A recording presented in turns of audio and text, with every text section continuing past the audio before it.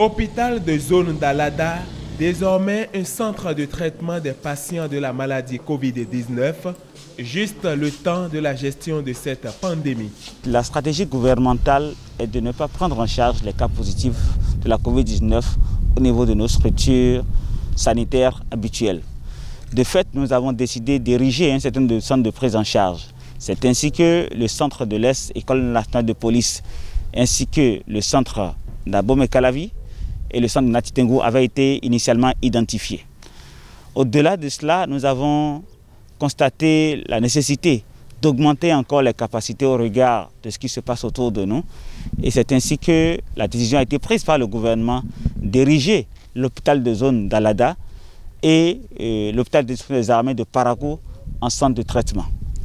Avant que ce centre n'accueille ses premiers cas de coronavirus, l'autorité est allée s'assurer que tout est fin prêt.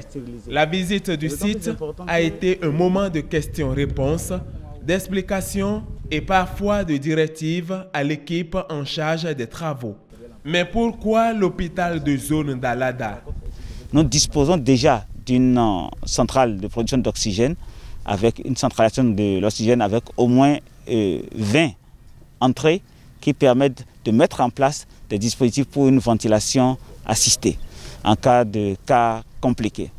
En dehors de cela, l'hôpital a une capacité d'au moins 100 lits qu'on peut encore étendre et augmenter jusqu'à 150 lits potentiellement.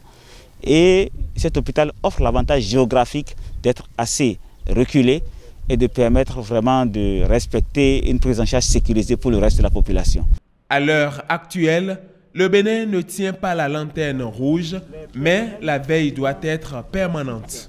Nous avons au total à ce jour 35 cas, dont 3 cas communautaires et le reste c'est toujours des cas importés. Le message le plus important que je veux adresser à la population, c'est d'accompagner le gouvernement dans la dynamique de la riposte qui est mise en place. Je réfléchis de tout à travers le masque. Puisque le port du masque est permanent maintenant, il faut, lorsqu'on veut tousser à l'intérieur du masque. Et au-delà d'un certain temps, il faut retirer ce masque et le traiter. Lorsque c'est un masque qui est traitable, ou le jeter dans une poubelle adaptée pour être éliminé. Nous avons pu constater que certaines personnes ont commencé à éliminer les masques dans les rues, par terre. Ce n'est pas du tout bienséant.